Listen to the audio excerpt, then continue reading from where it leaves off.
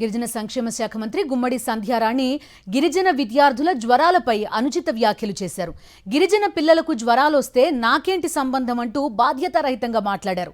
విద్యార్థులకు వచ్చిన జ్వరాలను అవహేళన చేస్తూ ఎవరికి జ్వరాలు వచ్చినా మంత్రే బాధ్యత వహించాలా అని ప్రశ్నించారు.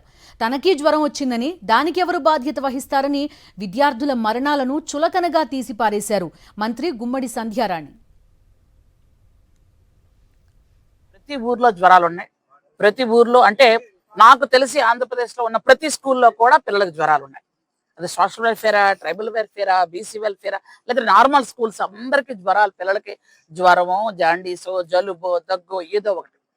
నేను కూడా గత 1 వీక్గా ఫీవర్తో బాధపడుతున్నాను. ఎవరికైనా జ్వరం వస్తే అది మంత్రి బాధ్యత? నాకు తెలియక అడుగుతున్నాను నేను. ఎవరికైనా జ్వరం వస్తే అది మంత్రి బాధ్యత? నాకు జ్వరం వచ్చింది, మరి ఎవరిది బాధ్యత? నాదేనా బాధ్యత? అప్పుడు కూడా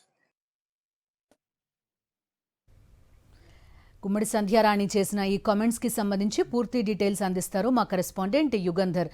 యుగంధర్, చెప్పండి, వాళ్ళకు వచ్చింది జ్వరమో జలుబు కాదు, ప్రాణాంతకమైన వ్యాధి. దానికి కారణం ఎవరు అనేది ఒక ప్రశ్న.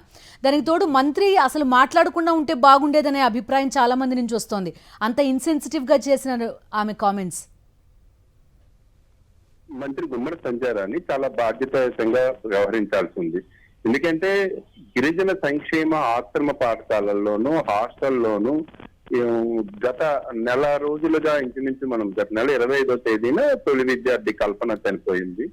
ఆ తర్వాత విద్యార్థి అంజలి చనిపోయారు. ఆ తర్వాత కూడాను ఇప్పటి వరకు కూడాను ఆ ఘటనని చాలా లైట్ తీసుకున్నట్టుగానే ఆమె మాట్లాడారు. విద్యార్థుల్ని పార్వతీపురం ఆసుపత్రిలో విద్యార్థుల్ని పరామర్శ చేయడానికి వచ్చినప్పుడైతే వాళ్ళ ఇళ్ల దగ్గరే వాళ్ళు వైద్యం చేస్తున్నారు, ఇళ్ల దగ్గరే సిక్ అయ్యారు అని చెప్పారు. వాస్తవానికి అక్కడ పేషెంట్స్ తాలూకా తల్లిదండ్రులు కానీ, లేదు అంటే అనుకుంటే చనిపోయిన మృతుల తాలూకా తల్లిదండ్రులని మనం సాక్షి టీవీ కూడా వార్తలు ప్రచారం చేశాం. అందులో కూడా వాళ్ళు చాలా క్లియర్ గా చెప్పారు. ఆ స్కూల్లో సిక్ అయ్యి ఇంటికి వచ్చారు, ఇంటికి వచ్చిన వాళ్ళని తీవ్రంగా సిక్ అయ్యారని చెప్పి మేము అనుమానించడంతో తీసుకుపోయి ప్రభుత్వ ఆసుపత్రిలో జాయిన్ చేశారు. ప్రభుత్వ ఆసుపత్రిలోనే వాళ్ళు మృతి చెందడం కూడా జరిగిందని. అయినప్పటికీ కూడా ఆమె బాధ్యతారాహిత్యంగా చాలా అబద్ధాలు చెప్తున్నటువంటి పరిస్థితి అయితే కనిపిస్తుంది.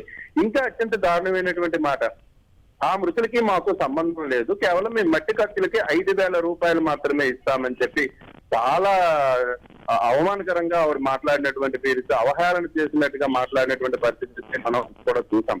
దాన్ని కొనసాగించగానే ఈ రోజున జ్వరాలకి మాకు ఏంటి బాధ్యత అని చెప్పి కూడా అంటారు. వాస్తవానికి గిరిజన సంక్షేమ పాఠశాలలోని ఏదైనా ఫుడ్ కానీ లేకపోతే కలుషిత నీరు కానీ జరిగినట్టు దాన్ని సరిచేయాల్సిన బాధ్యత ప్రభుత్వానిదే, దాన్ని సమీక్ష చేయాల్సినటువంటి బాధ్యత మంత్రిదే. కానీ ఆవిడ నాకేం బాధ్యత అని చెప్పడం అనేటువంటిది ఆమె బాధ్యత రాహిత్యానికి అర్థం పడుతుంది. Right Yugandhar, thank you.